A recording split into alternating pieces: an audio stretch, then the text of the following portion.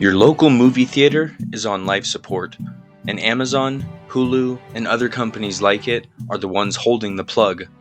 By the end of this decade, that place where you had your first date, saw Star Wars for the first time, or snuck into an R-rated movie will likely be a distant memory. Welcome to Arnie's Brain Train, where today we're exploring the extinction of an American institution and why that should be of interest to all of us.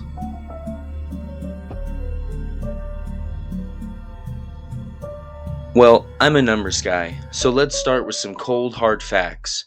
In 2019, before the pandemic, North American box office revenue hit $11.4 billion. Pretty impressive, right? Well, that same year, Netflix spent $15 billion on content. A single streaming service outspent the entire theatrical exhibition market. While theaters were celebrating selling popcorn and tickets, streaming platforms were investing in a future where theaters would become obsolete. In 2022, streaming platforms collectively spent over $50 billion on new content, roughly equivalent to the GDP of a small country. Since 2019, over 630 movie theaters have permanently closed in the United States alone. Nearly 10% of all theaters gone in just a few years. These aren't just statistics. These are cultural landmarks vanishing from communities across America. Meanwhile, Amazon spent $8.5 billion to acquire MGM Studios. That's not their content budget, that's just buying the right to control a historic Hollywood studio and its vast library of over 4,000 films. They weren't just buying movies, they were buying cultural touchstones that have defined cinema for decades. Let's talk subscribers. Amazon Prime has over 200 million members worldwide. Hulu has about 48 million. Netflix, 247 million. For comparison, AMC Theaters, the largest theater chain in America, sold approximately 240 million tickets in its best year ever. And that's total tickets, not unique customers. These numbers tell a clear story. Streaming platforms have created a parallel entertainment ecosystem that's rapidly making theaters obsolete. And unlike theaters, streaming platforms can scale infinitely. Netflix doesn't care if 10 people or 10 million people watch a new release at the same time. Their infrastructure handles it seamlessly.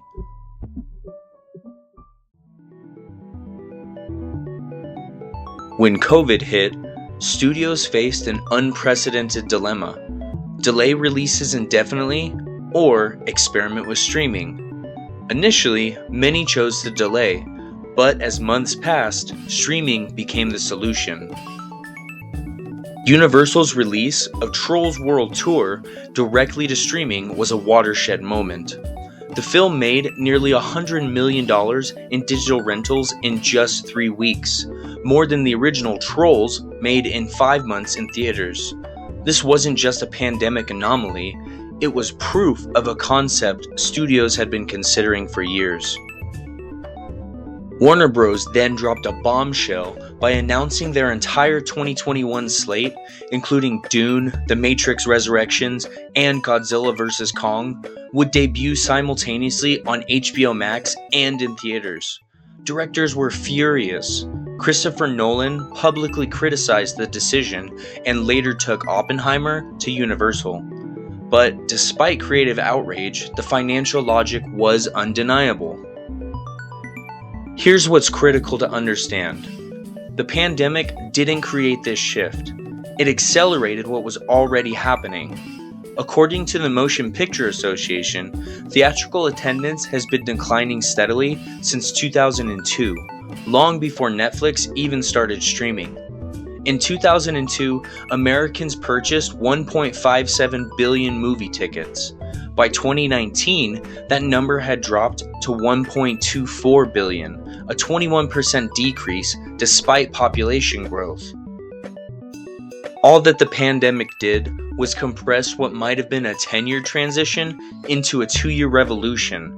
Streaming platforms capitalized on captive audiences stuck at home.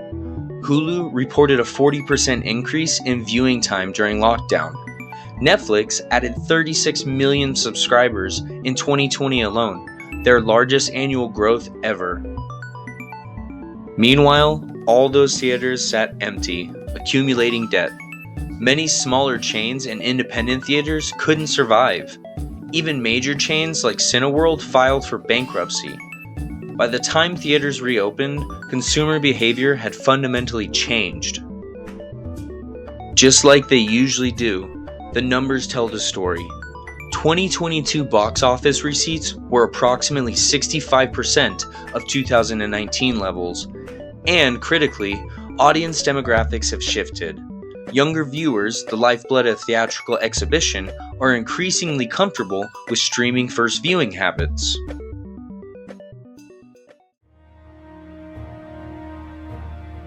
Amazon and Hulu aren't just bystanders in this extinction event, they're primary drivers of this fundamental shift.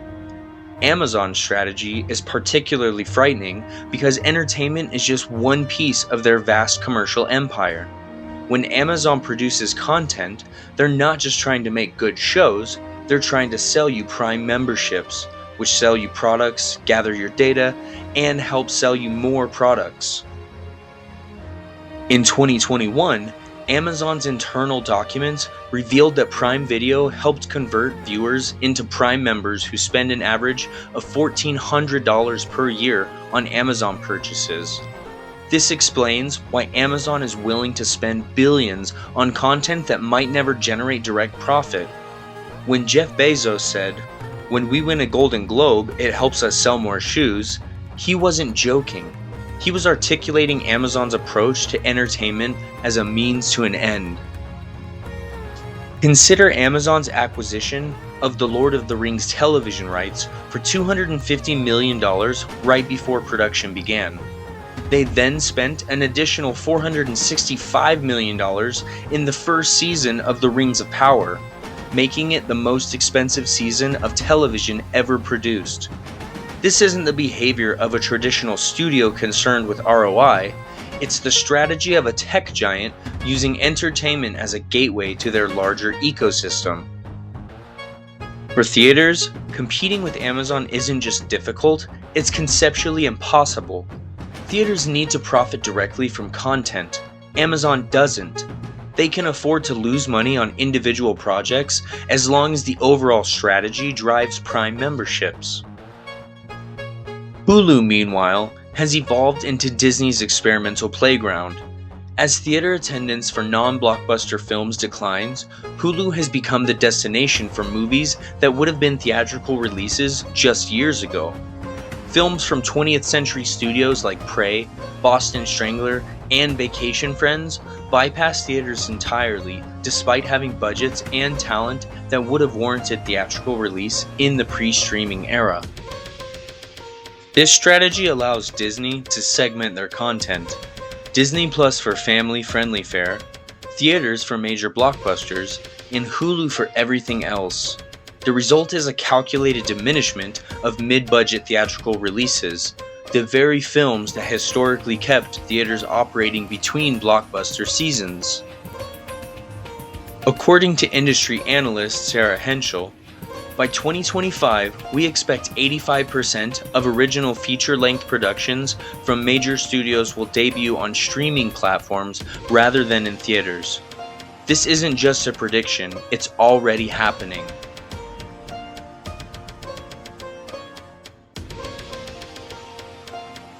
Let's break down why theaters can't compete economically, starting with the basic consumer value proposition. The average movie ticket in America costs about $10. In major cities, that can hit $15 to $20 or even $25 or more for premium formats. Add concessions, that infamous $15 popcorn and soda combo, and a night at the movies for two can easily cost $50 to $70. Now let's compare that to streaming. Hulu costs about $9.99 with ads, Amazon Prime about $15 a month, but with free shipping and other perks. Netflix, anywhere from $7.99 to $17.99 for their standard plan, giving access to thousands of titles. So basically, for the price of a single movie ticket in an urban market, consumers get access to thousands of titles, and they can watch as many as they want, whenever they want, wearing whatever they want, eating whatever they want. This value discrepancy becomes even more pronounced for families. Take a family of 4 to a theatrical release and you're looking at $80 to $100 after tickets and concessions. That same family could subscribe to multiple streaming services for an entire month for the same price. Theaters are acutely aware of this value gap, but they're structurally unable to address it.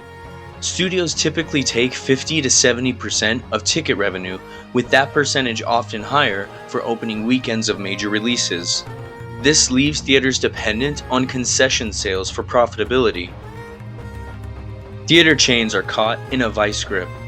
Their fixed costs are enormous: real estate, equipment, staff, utilities, insurance, maintenance, while streaming platforms scale infinitely with minimal additional cost. Netflix doesn't care if 1 person or 1 million people stream simultaneously. Their marginal cost is essentially zero. AMC Theaters, the largest chain in America, has been flirting with bankruptcy for years. According to their own financial reports, they need to operate at 80% capacity just to break even. Even before the pandemic, they rarely hit that mark consistently outside of major blockbuster openings. The hard truth of all this is that the exhibition model was designed for an era when theaters were the only way to see films. That monopoly has been eroding since the invention of television, accelerating with home video, DVD, cable, and now streaming. The financial markets have already rendered their verdict on theatrical exhibition. AMC's stock remains down over 80% from its 2017 highs despite meme stock volatility. Cineworld filed for bankruptcy in 2022. Meanwhile, Netflix's market capitalization exceeds that of all major theater chains combined by an order of magnitude.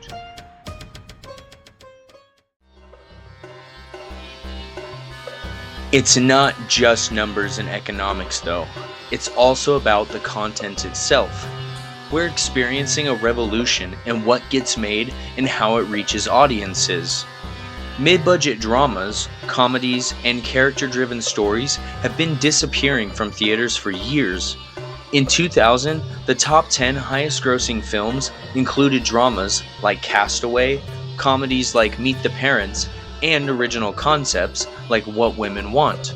In 2023, 9 of the top 10 were either superhero movies or sequels in established franchises. This isn't because people stopped enjoying diverse genres.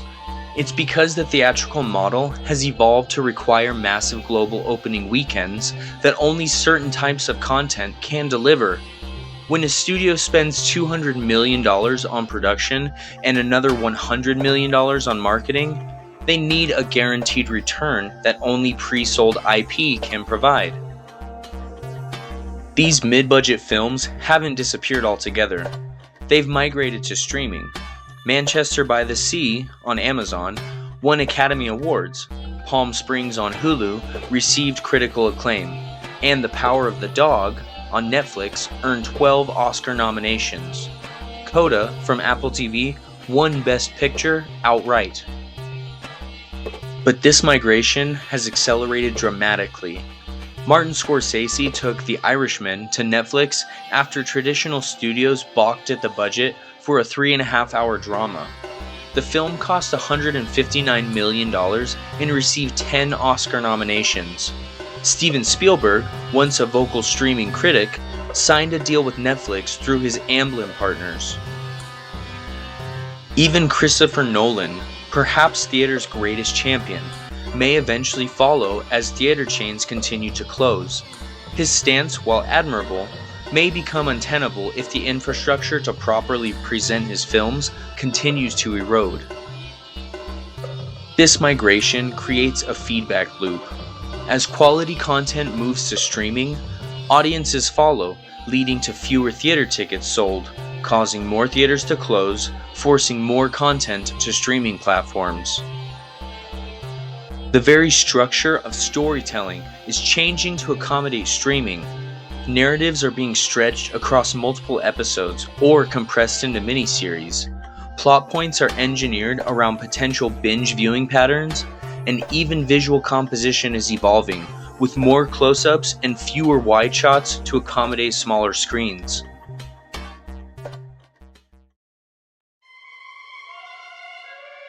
So here's the biggest downside of all of this. The extinction of movie theaters represents more than just a business failure, it's a cultural catastrophe. Movie theaters are one of the last remaining communal experiences in our increasingly isolated society. We laugh together, cry together, and experience stories together in the dark with strangers. That shared experience is fundamentally different from watching alone on your couch. According to psychologist Dr. Shira Gabriel, shared experiences amplify human emotions. When we witness others reacting to the same content, our brain processes that content more deeply and forms stronger memories. This isn't just subjective preference, it's backed by neurological research. Consider the cultural moments that theatrical films have created. The collective shock at The Sixth Sense ending, the shared tension of Jaws, the communal joy at the end of E.T. These weren't just movies, they were shared cultural touchstones. When films premiere on different streaming platforms to be watched in isolation, that connective tissue weakens. Beyond the emotional impact, consider the architectural and historical loss. Many theaters are architectural marvels. The Chinese Theater in Hollywood, the Fox Theater in Detroit, these aren't just places to see movies, they're cultural landmarks that connect us to cinema history. The theater experience also democratizes entertainment. When a film opens theatrically, everyone pays the same price for the same experience, regardless of income level. A teenager with $10 can see the same film as a millionaire.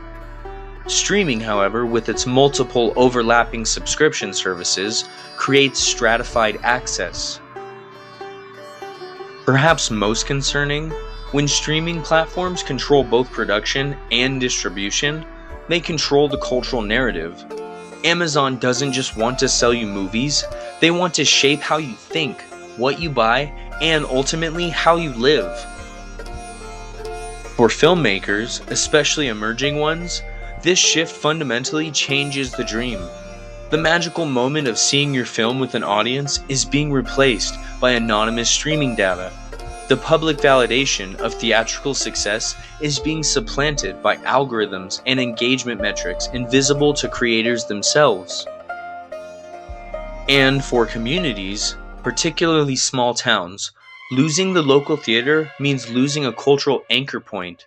The Friday night lights of the local cinema marquee have guided teenagers on first dates, families on weekend outings, and friends on social gatherings for generations.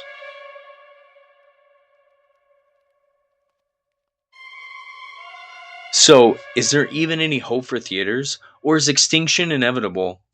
Some industry optimists point to IMAX and premium formats as potential saviors. People still crave spectacle that can't be replicated at home. Christopher Nolan's Oppenheimer IMAX showings were sold out for weeks. James Cameron's Avatar: The Way of Water demonstrated similar drawing power. These premium experiences definitely offer something streaming can't replicate. However, they represent a small fraction of total screens.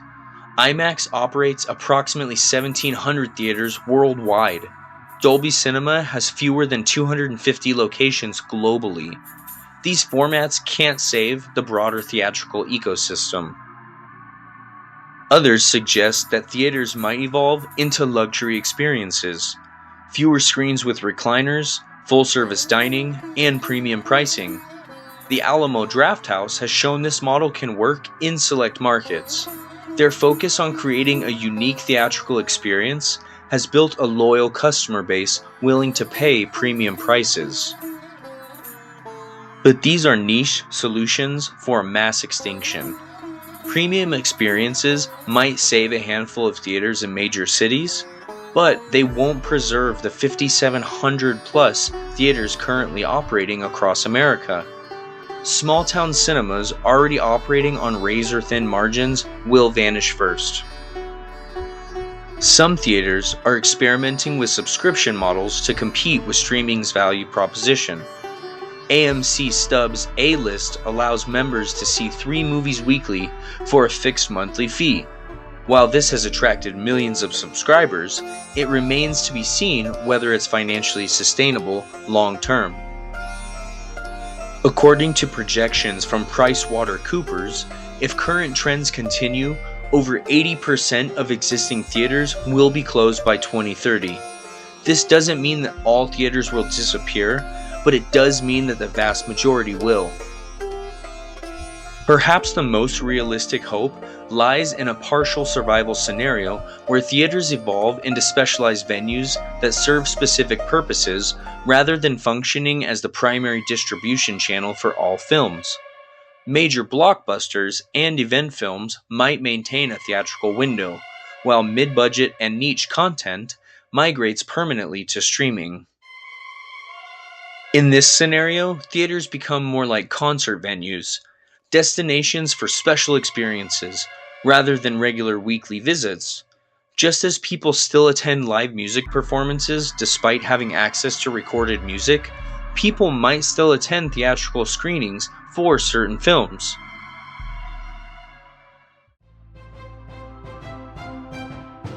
So at the end of the day, where does this leave us? Well, the numbers don't lie. The economics don't work. The content has already begun migrating, and the cultural cost is immeasurable.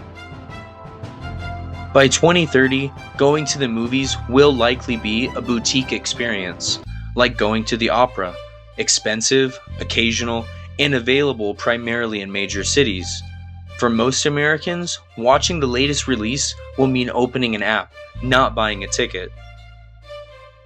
What really makes this particularly tragic is that we're losing theaters just as technology has finally perfected the theatrical experience.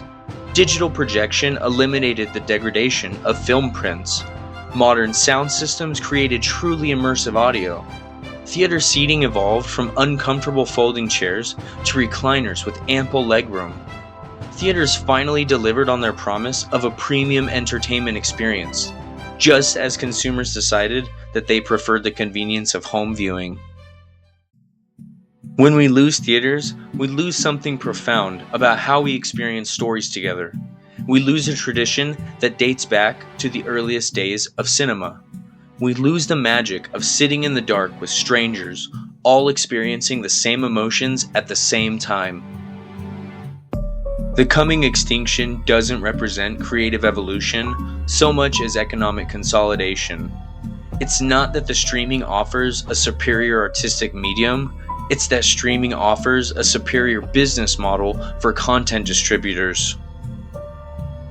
This shift also represents a fundamental change in how we relate to cinema. Theatrical viewing is active.